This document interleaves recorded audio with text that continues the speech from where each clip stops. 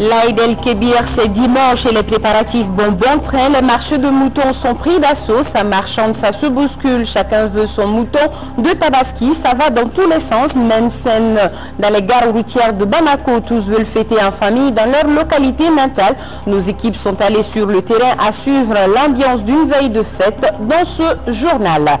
Lancement par l'APEJ, l'Agence pour l'emploi des jeunes, de la phase test du projet d'installation des jeunes réparateurs de motos. Pour un coût de 84 milliards de francs CFA, le projet envisage de mettre en place des structures de garage modernes à travers la ville de Bamako. L'art et la culture dans les médias africains, c'est le thème d'une table ronde organisée par Canal France International à Bamako. Les participants mettent à nu les problèmes que rencontrent les hommes de médias dans le processus de vulgarisation et de promotion de la culture. Mesdames et messieurs, bonsoir. Merci de nous suivre et vous avez raison. Bienvenue à ce journal. Audience à la primature. Le Premier ministre a reçu une délégation de la Chambre des mines conduite par son président Abdoulaye Pona. Cette audience intervient après l'ouverture des activités de la dite Chambre. Le président de la Chambre des mines, Abdoulaye Pona, à sa sortie d'audience, est au micro de Aïssata Ibrahim Maïga. Nous venons d'être reçus par le Premier ministre après 2 jours de travaux qui ont porté sur le lancement des activités de la Chambre des mines du Mali. Et en marge de ce lancement, nous avons mis en place une union fédérative des chambres des mines de Lyomois. Donc nous avons estimé nécessaire de venir rendre compte au Premier ministre, chef du gouvernement, pour lui dire l'état d'avancement et ce qu'on a pu créer comme institution sous-régionale. Cette fédération, on l'a appelée pour le moment Union des chambres minières de Lyomois, de l'espace Lyomois. Bon, il se peut que ce nom peut changer parce que cette union a été mise en place pour une durée de 3 ans et renouvelable. Mais notre ambition, c'est de l'étendre à toute la sous-région, c'est-à-dire même aux États membres de la CEDEAO. Nous avons écouté le Premier ministre qui nous a rassuré que du soutien total de notre pays à travers le département du Premier ministre. Il y a également notre ministère de tutelle qui nous a accompagnés durant les 2 jours d'assises que nous avons eu pour la mise en place de cette nouvelle institution. Donc je pense qu'il n'y a pas de problème. Pour ce qui concerne également les autres pays, mes pères aussi, ils ont quand même l'aval de leur pays. Et ensuite, pour ce qui concerne l'organisation suprême qui est Lyomois, qui a déjà mis un code communautaire en place, je pense que nous pourrons avoir quand même des soutiens de part et d'autre pour que cette nouvelle institution puisse aller de l'avant. Voilà, c'était là Abdoulaye Pona, le président de la Chambre des mines. Il était au micro de Aïssata Ibrahim Maïga. L'Aïd el-Kébir, c'est dimanche donc. Cette fête du mouton est une occasion pour les membres de la même famille de se réunir. Les gares routières de Bamako sont prises d'assaut en cette veille de la fête de Tabaski. Ibrahima Traoré et toute son équipe nous en dira plus avant la fin de ce journal. Partons dans les marchés à moutons, des marchés qui sont suffisamment fournis, c'est du moins ce que disent les responsables de la filière bétail-viande au Mali. Contrairement à l'année dernière, les clients trouvent que les prix des moutons sont très élevés. Ils varient entre 40 000 francs CFA, 400 000 francs CFA et 250 000 francs CFA. Pour en savoir davantage, suivons Amadou Sankari et toute son équipe. Des moutons, des pastèques. Voici le décor des rues de Bamako à quelques jours de la célébration de l'Aïd el-Kébir, communément appelée Tabaski ou fête des moutons. S'agissant justement des moutons, le marché veille constamment à son approvisionnement. Dieu a doté notre pays d'un cheptel au vin très important. Nous couvrons largement nos besoins. Je pense qu'il n'y a pas de problème de ravitaillement. Les problèmes sont autres, relatifs au prix, en tenant compte des coûts et charges liés au mouvement du bétail. Bien que le marché soit fourni, acheteurs et vendeurs se livrent souvent à de longues discussions sur les prix qui varient entre 40 000 et 250 000 francs CFA.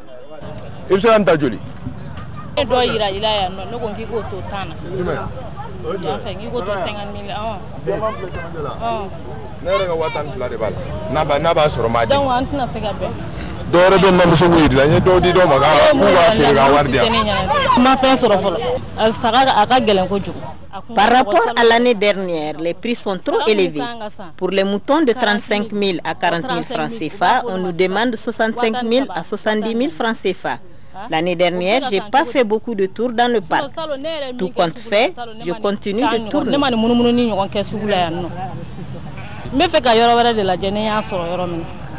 Pour faciliter l'accès des moutons aux fidèles musulmans, l'État malien, à travers le programme d'appui de développement durable de l'élevage au Sahel occidental PADESO, organise pour la 3e fois une vente promotionnelle. Le terrain Chaba a reçu 2287 têtes au départ. Oui. Au jour d'aujourd'hui, la vente a commencé le 24 octobre et au jour d'aujourd'hui, nous sommes à plus de 50% de vente. Les prix varient le premier choix, c'est la peinture verte, c'est de 75 à 100 000. Peinture jaune, c'est de 50 à 75. Et la peinture rouge, c'est de 25 à 50 000 francs CFA. Cette année, les trois zones sont représentées ici. Le Karta, qui couvre le cercle de Nord du Sahel et de Djema, Nara et Dili. Dieu merci, par rapport au prix, ça va. Depuis que nous avons commencé à travailler avec le PADESO qui nous encadre, et c'est la 3e fois que je participe à cette vente promotionnelle. Nous venons de loin souvent. Le transport des animaux n'est pas facile, ce qui peut même influer sur le prix des animaux. Certains pays prennent des dispositions pour faciliter l'accessibilité du mouton de Tabaski aux musulmans.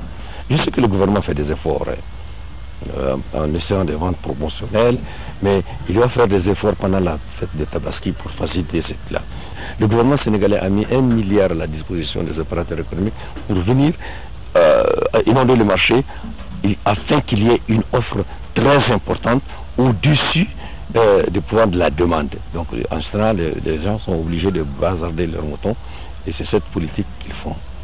Outre les parcs et les autres espaces de vente des moutons, nous avons constaté que beaucoup ont choisi de faire la vente de proximité ou le porte-à-porte. On va à leur rencontre. Je sais que les prix sont exagérés. Un mouton, si on en parle, on va vous parler à peu près du mouton moyen dans les 70 000 francs. Même ceux qui se promènent. Même ceux qui se promènent. À part quelques rares personnes, parce que ceux qui viennent directement du village, si eux ils tombent sur toi, tout de suite tu as de bons moutons.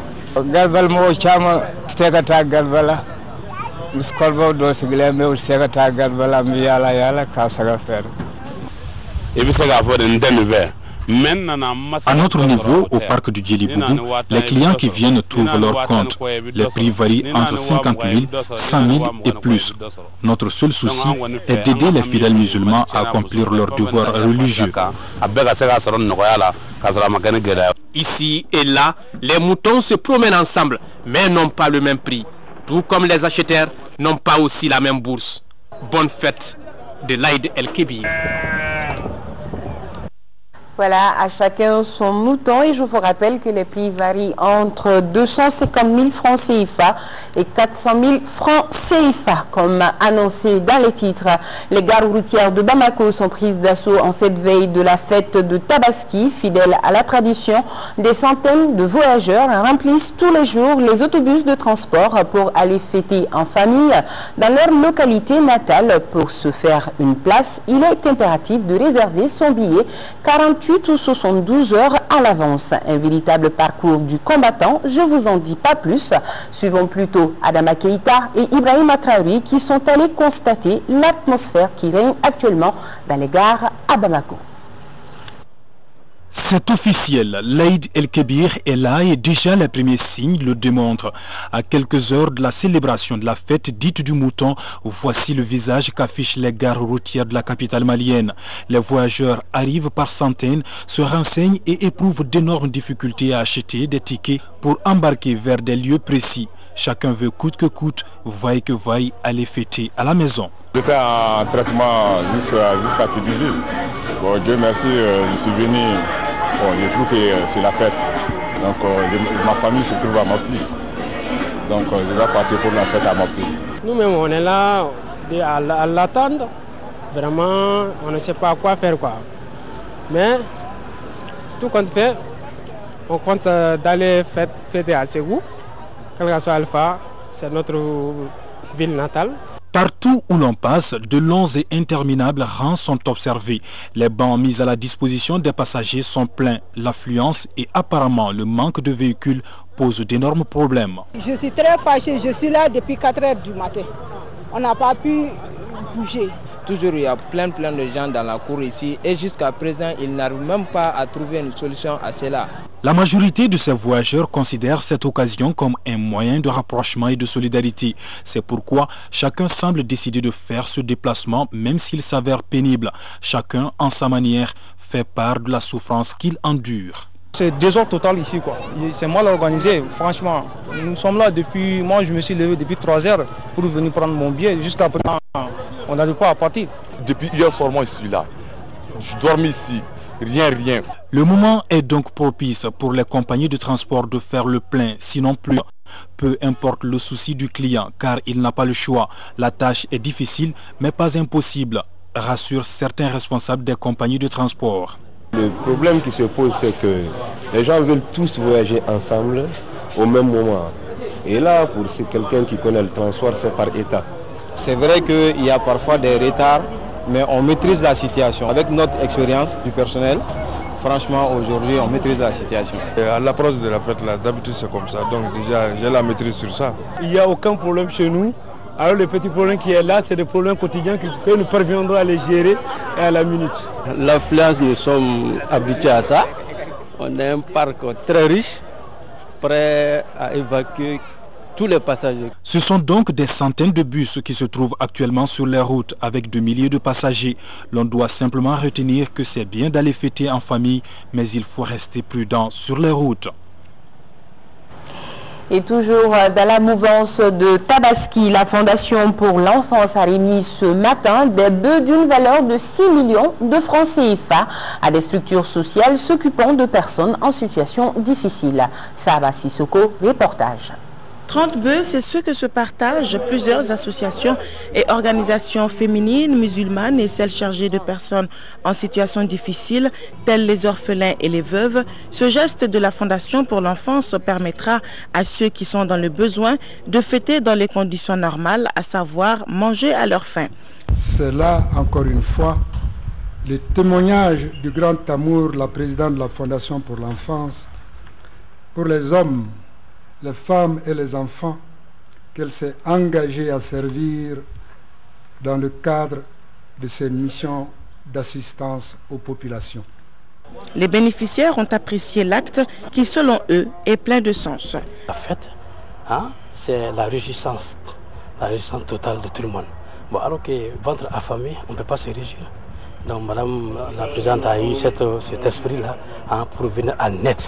En ces jours de fête aux plus démunis qui n'ont pas même le prix d'1 kilo de viande, à plus forte raison un mouton ou un bœuf. Le plan religieux, c'est un devoir religieux qu'elle a accompli. Parce que le bon Dieu dit que tout ce que vous faites comme bien, fût-ce du poids d'un atome, que lui il va le payer. La Fondation pour l'enfance a aussi remercié ses partenaires sans qui ces actions humanitaires n'auraient pas atteint une telle dimension. L'ONG islamique Relief Qatar a elle aussi remis 252 bœufs aux veuves, aux personnes handicapées et nécessiteuses aujourd'hui. Objectif, aider les nécessiteux à fêter l'Aïd el-Kébir dans la joie. Fatoumata Kone nous raconte. La fête de Tabaski, c'est aussi la fête des moutons. Et s'acheter un mouton est un luxe. Nul n'ignore que le prix du mouton représente de nos jours la croix et la bannière pour les plus nécessiteux. C'est pourquoi l'ONG islamique Relief répond valablement aux cris de cœur des veuves et des personnes handicapées en leur remettant pour la fête de Tabaski 252 têtes de bœufs. D'une valeur de 45 millions de francs CFA, la viande de ces bœufs sera répartie entre les bénéficiaires de Kadjolo, Groumararous et Bamako. Nous programmons chaque année 2 opérations de ce genre. À l'occasion du Ramadan, nous faisons des dons de vivres aux plus pauvres et à l'occasion de la Tabaski aussi, nous offrons des bœufs à des gens vulnérables. Ce sont essentiellement nos orphelins et les veuves, les handicapés, les malades et d'autres personnes marginalisées très pauvres au sein de nos communautés, pour que la solidarité, selon nos valeurs islamiques, puisse être une réalité. Nous vous remercions beaucoup et nous vous souhaitons aussi en retour une bonne fête, longévité, bonne santé à ceux qui vraiment offrent un temps pour vraiment faire partager ce bonheur universel et que tout le monde puisse être de la fête. Cette action de l'ONG islamique Relief s'inscrit dans le cadre de sa mission de bienfaisance. Un tour à présent à la Mecque. Le consulat du Mali à Djeddah est l'une de nos juridictions à l'étranger a enregistré un grand flux de Maliens à cause notamment du pèlerinage. En effet, bon an, mal an, ici on a plusieurs dizaines de nos compatriotes qui font le Hajj, toutes choses qui ne vont pas souvent sans difficulté. Le consul du Mali à Djeddah nous parle ici de l'implication de sa juridiction dans la gestion du pèlerinage. Ousmane Diakité est au micro de notre envoyé spécial Seydou Baba Traoré. Le consulat général du Mali à Djeddah joue un rôle prépondérant dans l'organisation et dans les préparatifs du pèlerinage. D'abord sur le plan administratif, vous le savez, le consulat général du Mali à Djeddah est délégué général adjoint du délégué général au Hajj.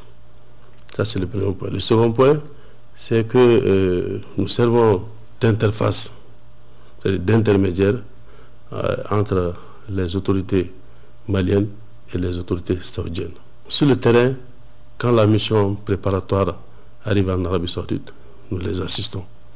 Nous participons à toutes les réunions vraiment de cette mission préparatoire au niveau de Mouassassa, au niveau d'Adila à Médine, au niveau d'Anakaba et au niveau de Koukala à Djeddah et à la Mecque.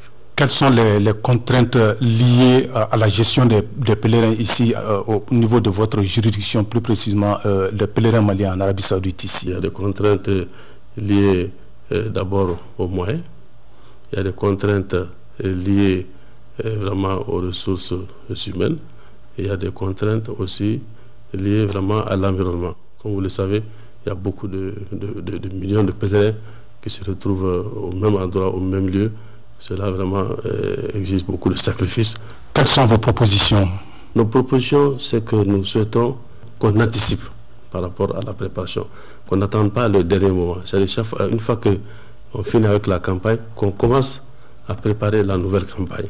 Je voudrais, au nom de l'ensemble des autorités maliennes, singulièrement du chef de l'État, son Excellence Amadou Toumani Touré, exprimer mes vœux de bienvenue à l'ensemble des pèlerins maliens. Donc c'est à la fois un plaisir et un bonheur pour l'ambassadeur et moi de recevoir nos pères, nos mères, nos sœurs venus s'acquitter de leurs devoirs religieux en terre sainte. Retour au Mali avec la tenue de la réunion du comité international du suivi de la déclaration de Ouagadougou au Burkina Faso et la validation de l'étude bilan de la politique nationale de l'emploi. La réunion est organisée par le Bureau international du travail BIT Dakar en collaboration avec le ministère de l'Emploi et de la formation professionnelle. Fatoumata Kone, compte rendu. En 1998, les chefs d'État et de gouvernement ont adopté une déclaration sur l'emploi. Le BIT, en collaboration avec le ministère de l'Emploi, veille à l'application effective de cette déclaration. Malgré la déclaration de Ouagadougou, on constate que le chômage et le sous-emploi persistent. C'est la raison pour laquelle les deux structures ont commandité une étude sur la question de l'emploi. La rencontre de Bamako permet de valider cette nouvelle politique et faire l'évaluation de la déclaration de Ouagadougou. Les chefs d'État et de gouvernement de l'Union africaine s'étaient retrouvés à Ouagadougou autour de l'emploi et de la lutte contre la pauvreté. Donc, à la fin de cette rencontre, il y a eu une déclaration du chef d'État, un plan d'action et un mécanisme de suivi. Et la formulation de la politique nationale de l'emploi étant un processus national, nous avons estimé qu'il était bon, dès le début du processus, d'impliquer tous les membres de ce comité intersecteur de suivi, n'est-ce pas, pour qu'ils puissent déjà commencer à s'approprier tout le processus de formulation de cette politique nationale de l'emploi nouvelle. 2 jours durant, à travers une approche participative et inclusive de l'ensemble des acteurs que vous êtes, vous aurez à examiner le contenu des rapports de l'étude soumis à votre appréciation. Le BIT Dakar propose des solutions pour résoudre le problème de l'emploi en Afrique subsaharienne. Pour ce qui concerne le cas du Mali, ce programme par pays de promotion du travail décent a été formulé et est bâti autour de l'emploi et singulièrement l'emploi des jeunes. Donc comment faire en sorte qu'aujourd'hui, un maximum de jeunes maliens puissent accéder à un emploi productif, à un emploi de qualité, dans les conditions de liberté, dans les conditions d'équité, de sécurité, mais aussi de dignité humaine. Selon le ministre de l'Emploi et de la Formation professionnelle, les experts devront mettre l'accent sur le développement humain durable et l'insertion économique et sociale des groupes sensibles. 84 millions de francs CFA, c'est le financement de la phase test du projet d'installation des jeunes réparateurs de motos. Le projet qui vient d'être lancé par l'APEJ et l'association des réparateurs de motos envisage de mettre en place des structures de garage modernes à travers la ville de Bamako. Le projet a également pour ambition de mieux équiper et organiser les ateliers afin d'offrir des services de qualité à la population. Adama Tangara, reportage. De nos jours au Mali, le parc moto s'accroît de façon considérable avec l'arrivée massive des motos neuves. Cependant, les ateliers de réparation de motos ne sont ni bien équipés ni bien organisés. C'est pourquoi l'AREMO, l'association des réparateurs de motos du Mali et l'APEJ, l'agence pour l'emploi des jeunes, ont envisagé de mettre en place des structures de garage modernes à travers la ville de Bamako pour une phase test et plus tard dans toutes les régions du Mali pour assurer l'entretien et la réparation des motos ainsi que la vente des pièces de rechange appropriées. D'où le lancement de ce projet d'installation des jeunes réparateurs de motos. Pour qui connaît le rôle joué par l'APEJ dans la lutte contre le chômage dans notre pays. L'augmentation galopante de ces fléaux constitue une menace grave car le chômage, puisqu'il s'agit de celui qui conduit inévitablement à la pauvreté, à l'immigration et à la fuite des cerveaux. Si une association prend l'initiative d'abord de faire le regroupement par filière, regrouper les mécaniciens et réparateurs moto, ça c'est une initiative à féliciter et à encourager par la PCM. Le financement de cette phase test vise l'installation par l'APEJ de 24 jeunes réparateurs de motos dans les 6 communes du district de Bamako. Il est évalué à 84 millions de francs CFA et permettra d'aménager le garage et la boutique. Il s'agit d'installer les jeunes réparateurs de motos comme entrepreneurs dans un souci de modernisation du secteur dont ils relèvent. Il est à rappeler que le projet s'inscrit dans le cadre des nouvelles orientations de la politique économique du Mali et de la politique d'emploi en permettant de libérer les initiatives créatrices des citoyens afin de dynamiser le secteur privé en le rendant plus compétitif. Ainsi, l'objectif de l'opération est de favoriser la consolidation des emplois et la création d'emplois nouveaux. Au total, le projet créa 168 emplois, soit 72 emplois permanents et 96 temporaires. Fin aujourd'hui à Bamako des assises de l'Assemblée générale de l'Union des chambres des mines de l'UEMOA. Après 2 jours de travaux, les délégués venus du Burkina Faso, du Niger, de la Côte d'Ivoire, de la Guinée et du Mali ont mis en place un bureau exécutif coprésidé par le Mali et le Burkina Faso pour un mandat de 3 ans. Le secrétariat général est confié au Niger, tandis que la Côte d'Ivoire hérite du poste de trésorier général. Les explications, c'est avec Omar Kourichi. La population minière d'Afrique a pris conscience que les ressources minérales et minières sont un véritable accélérateur de la croissance et un moyen sûr de lutter contre la pauvreté. La création d'une union des organismes nationaux des professionnels des mines permettra donc de mutualiser les efforts pour donner plus de visibilité à l'activité minière et de défendre les intérêts des acteurs du secteur des mines au plan sous-régional. La création de cette confédération institutionnelle consulaire de divers pays et de divers horizons, nous nous sommes dotés d'un instrument fondamental de défense de nos intérêts en tant qu'acteur majeur du secteur minier sous-régional et aussi de promotion de l'activité minière de nos pays respectifs. La nouvelle union des professionnels des mines qui vient d'être portée sur les fonds baptismaux à l'issue de ces assises a pour objectif, entre autres, d'instaurer un cadre de concertation sur-régionale, de promouvoir la communication, les échanges et la coopération entre les chambres des mines et des organismes assimilés de l'Afrique de l'Ouest.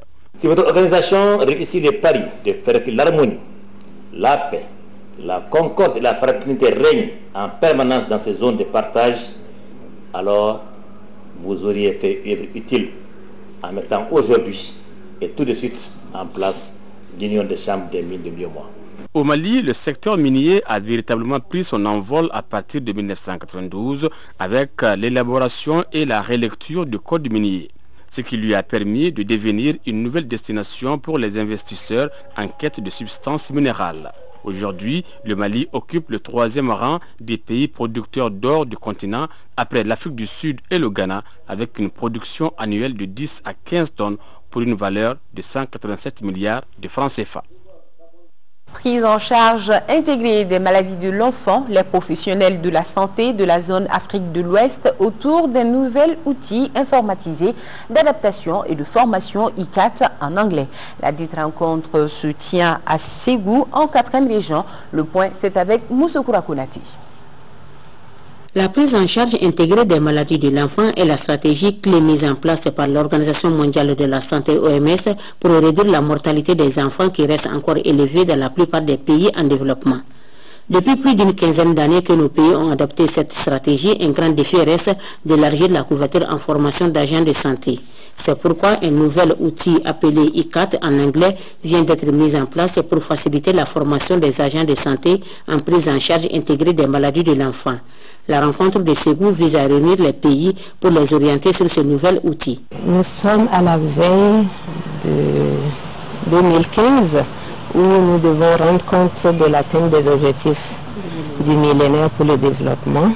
Et donc tous les moyens qui permettront d'accélérer l'atteinte de ces objectifs sont bienvenus. Voilà pourquoi ICAT, ce nouvel outil, innovateur pour accélérer le renforcement des compétences pour prendre en charge comme il faut les enfants de moins de 5 ans afin d'atteindre plus facilement l'objectif 4 du millénaire est bienvenu. Nous avons échangé au cours de ces 5 jours sur l'outil ICAT. Par rapport à cet outil, nous avons vu une diminution de la durée de la formation de 12 jours à 6 jours et aussi une réduction du coût. ICAT signifie en français outil informatisé d'adaptation et de formation en prise en charge intégrée des maladies de l'enfant.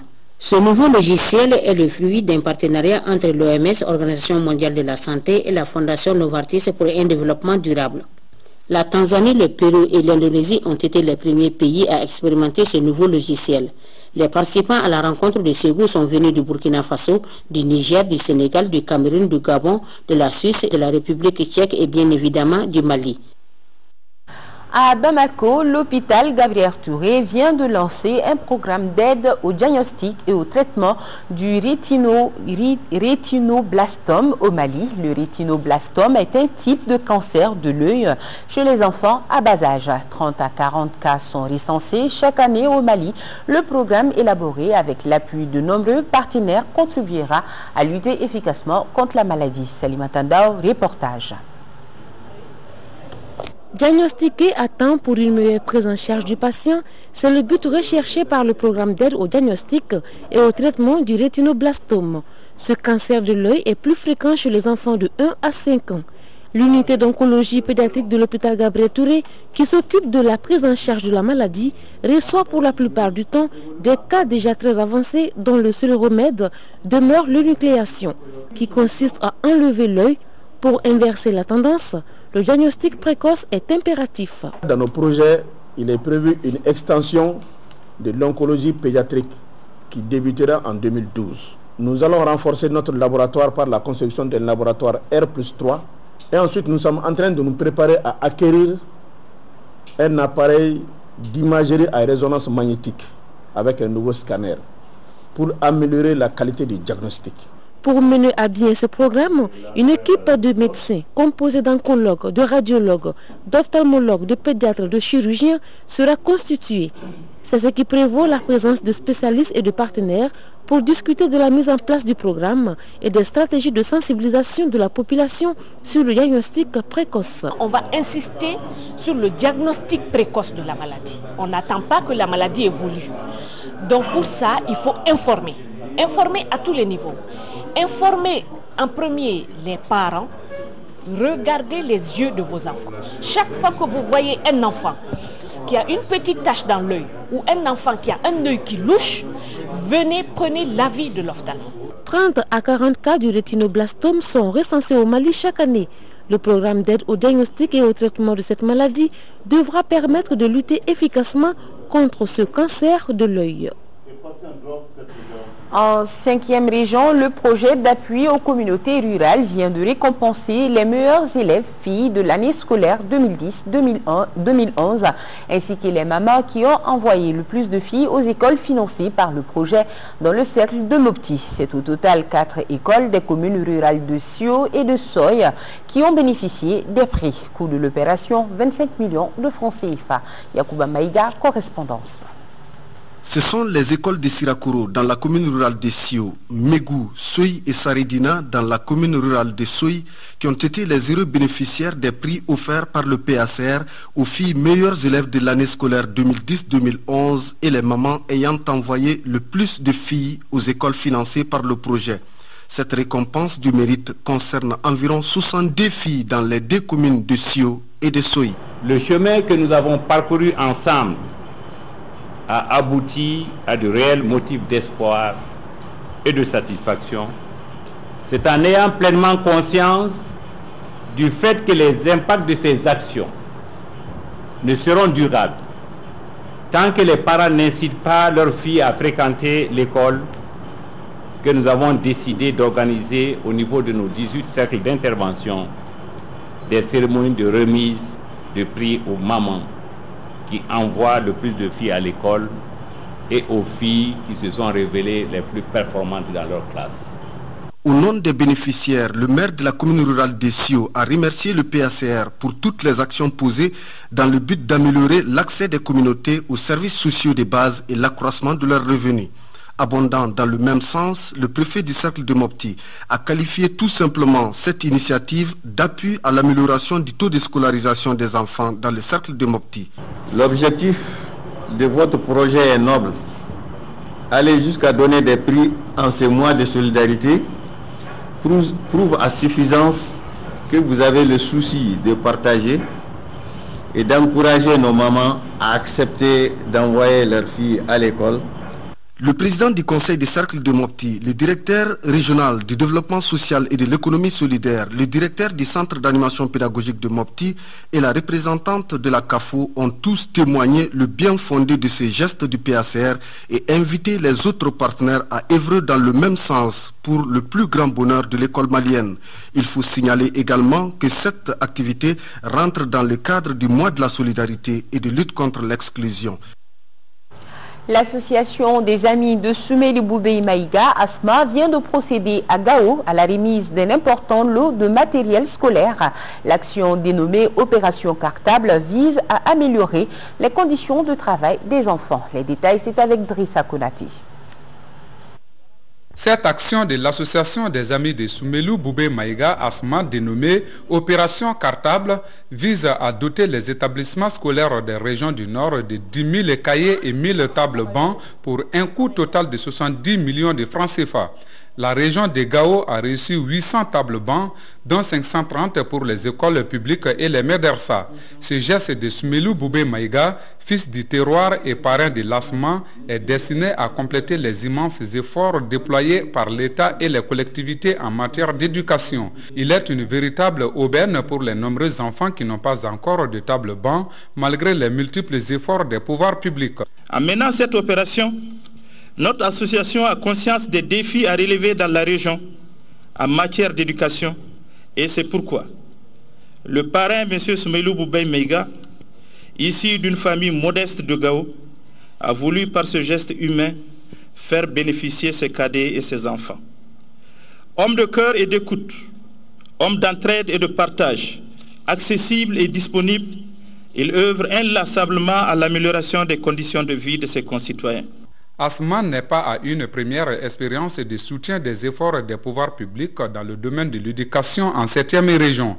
En 2009, elle avait organisé des cours de rattrapage à l'intention des élèves du CEP et du DF. Les résultats très probants avaient été obtenus à l'époque. Comment comprendre, dans une commune urbaine de Gao, une commune à la renommée légendaire, que des élèves soient à même le sol, se salissant, se vautrant dans le sable, dans le seul souci d'apprendre. Ce don de table-banc permet de trouver un début de solution à un problème qui perdure dans nos écoles. Table ronde à Bamako sur le thème l'art et la culture dans les médias africains, une initiative de Canal France International. Au cours de la rencontre, journalistes et photographes ont abordé les difficultés qu'ils rencontrent de part et d'autre dans la vulgarisation et la promotion de la culture. La rencontre s'inscrit dans le cadre de la 9e rencontre photographique qui se tient présentement à Bamako. Mohamed Diarra, reportage. Le plateau était suffisamment riche ce mercredi pour cette table ronde de belle facture. Autour de la table, un bel aéropage de personnalités du monde de la culture et de la communication. Au menu des débats, un thème aussi important que complexe, à savoir l'art et la culture dans les médias africains. Comme animateur de ces 90 minutes de débat, un homme d'expérience et d'expertise avérée, un communicateur très en verbe, en l'occurrence Siriki Mfa Konaté, ministre de la Communication et porte-parole du gouvernement. Cette table ronde était entrecoupée de projections des œuvres de certains photographes. L'initiateur de cette table ronde est Guillaume Pierre, directeur Afrique Canal France International. Art et médias, deux domaines complémentaires, mais c'est surtout le second qui est à la fois sujet et objet du premier. La radio, la télévision, les journaux ne parlent suffisamment pas d'art, ils ne parlent pas beaucoup de culture. On ne réserve pas beaucoup de place à l'art, on ne réserve pas beaucoup de place à la culture. Autre question importante, c'est le contenu culturel. Quel contenu culturel faut-il donner à telle ou telle émission? En termes d'approche systémique, il y a le système culturel, le système politique, le système économique, le système culturel, ainsi de suite, même si on sait qu'il y a un achevêtrement entre tous ces systèmes dans le cadre d'une approche systémique. Une bonne entrée en matière puisque cette analyse est fortement partagée par les orateurs du jour. À l'issue de cette table ronde, tous sont unanimes que la culture est la plus grande absente dans les médias maliens et africains. Les arguments avancés sont que les activités culturelles sont reléguées au second plan dans la plupart des médias. La chose culturelle, elle n'a pas le même niveau d'importance que les autres sujets considérés comme des sujets de développement. Moi, si j'ai choisi d'être un opérateur culturel privé, c'est aussi pour me battre pour que, d'un côté comme de l'autre, on arrive à une satisfaction. À ce propos, le problème de formation et d'approche mutuelle se pose avec acuité. La problématique de la formation. Les radios, les télévisions, les journaux, peut-être veulent bien parler d'art, mais a-t-on des personnes, les ressources nécessaires, éduquées, formées pour parler d'art, pour parler de culture? Cela se pose aujourd'hui dans les médias. Autre problématique, c'est le financement de la chose culturelle, qui pose beaucoup de problèmes. Est-ce qu'on a, au niveau des radios, au niveau de nos télévisions, au niveau de nos journaux, est-ce qu'on a aujourd'hui beaucoup de moyens pour investir dans le culturel? Un avis unanimement partagé par les acteurs concernés. La politique de CEFI est jugée salutaire. Elle consiste à promouvoir le secteur de la culture dans les médias aussi bien publics que privés. Après 90 minutes de débat, soit le temps d'un match de football, Le bateau Art et Médias est arrivé à bon port avec le regard tourné vers la conjugaison des efforts pour une culture au service de l'humanité. Et toujours dans le même cadre, exposition photo à l'ambassade du Burkina Faso, une exposition axée sur des photos montrant la diversité de la culture africaine. C'est ce qui nous dit Youssouf Diakité. Les photographes participant aux rencontres africaines de la photographie de Bamako en s'invitant à l'ambassade du Burkina Faso voulaient donner un cachet particulier à l'événement. L'initiative est de Warren, coordonnateur du centre photographique de Ouagadougou. Nous avons décidé d'organiser avec Construct, une école de photo à Bruxelles, la deuxième atelier photographique international à Ouagadougou. Nous avons voulu donner la chance aux artistes de voyager aussi. Nous avons pensé que si la biennale est africaine, il doit y avoir des initiatives privées dans nos différents pays africains pour soutenir les résistants de cette biennale-là. Les rencontres photographiques de Bamako proposent cette année une réflexion sur la quête d'un monde durable. Cela à travers la volonté d'esquisser un état des lieux et de prêter une attention particulière aux signes et aux formes de résistance possibles. L'adhésion des autorités au thème proposé n'a fait que confirmer l'engagement social et politique des artistes africains. Toute œuvre artistique est polysémique. Chaque spectateur, chaque visiteur donnera le sens qu'il voudra à ces œuvres d'art. Nous avons voulu surtout montrer un pan de l'histoire du Burkina Faso à travers la photo, des photos prises par des Africains, des photos prises par des Européens, et à travers ce regard croisé, je crois que c'est assez représentatif. La variété des thématiques et des langages choisis par les artistes permet de faire le point sur la production artistique sur le continent. Elle donne l'émergence d'une nouvelle génération qui invente ses propres codes expressifs. Aménagement et planification territoriale en Afrique occidentale, c'est le titre d'un ouvrage qui vient d'être lancé ce matin, fruit de la coopération entre l'Université de Bamako et l'Agence espagnole de coopération. L'ouvrage est de 190 pages. Alpha Maïga, reportage. Ces signatures ainsi posées sur cet ouvrage marquent le lancement officiel du livre intitulé « Aménagement et planification territoriale en Afrique occidentale ». Les pays concernés sont le Cap-Vert, le Sénégal et le Mali. Il s'agit en fait d'un document de 190 pages. L'aménagement du territoire doit faire un peu les rééquilibres territoriaux, corriger les problèmes entre les espaces ruraux et les espaces urbains, les espaces plus accessibles et les autres. Et l'aménagement du territoire doit servir pour mieux distribuer les différentes compétences administratives entre les différents niveaux et aussi pour localiser les meilleurs possibles les services publics et les opportunités pour les citoyens. Nous sommes persuadés, nous sommes convaincus que ce livre saura orienter la décision politique dans le domaine des activités à mettre en valeur pour arriver au développement. Nous souhaitons que la collaboration qui a été ainsi amorcée puisse connaître un développement heureux et fructueux. Le livre Aménagement et planification dont il est question est le fruit de la coopération entre l'Université de Bamako et l'Agence de coopération espagnole. C'est un appui que l'agence fait pour mettre ensemble des universités pour leur aider, les appuyer à faire des recherches concrètes. En attendant que vous puissiez lire le livre, le moins qu'on puisse dire, c'est que c'est un ensemble de données présentées, données à travers lesquelles il ressort l'effort fait par les institutions de chaque pays à promouvoir les politiques d'égalité de genre. Un mot de sport. D'abord, notez que les Aigles du Mali se sont qualifiés pour la finale du tournoi UEMOA de football après sa victoire 1-0 sur le Bénin. Un but marqué par Ousmane Cissé à la 14e minute. Le Mali termine ainsi en tête du groupe avec 7 points devant le Niger, 5 points. En finale, les Aigles joueront contre le Sénégal et c'est dimanche. Sport toujours, parlons de taekwondo avec la fête de cette discipline célébrée à Bamako hier. Fotiki Tunkara était de la fête. L'espace culturel Les Cocotiers de la Maison des Jeunes a servi de sanctuaire pour la FEMAT en abritant jeudi la première édition de la fête du taekwondo, sport de combat d'origine coréenne qui, plus que tout autre art martial aujourd'hui, honore bien notre pays sur la scène internationale. Les succès remportés par mes athlètes, arbitres et encadreurs sont connus de tous.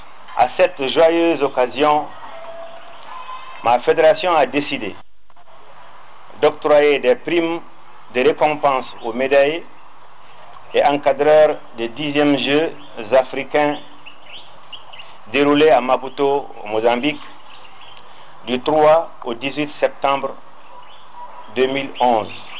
Je rappelle que sur les 8 médailles remportées par le Mali, le taekwondo a remporté 4.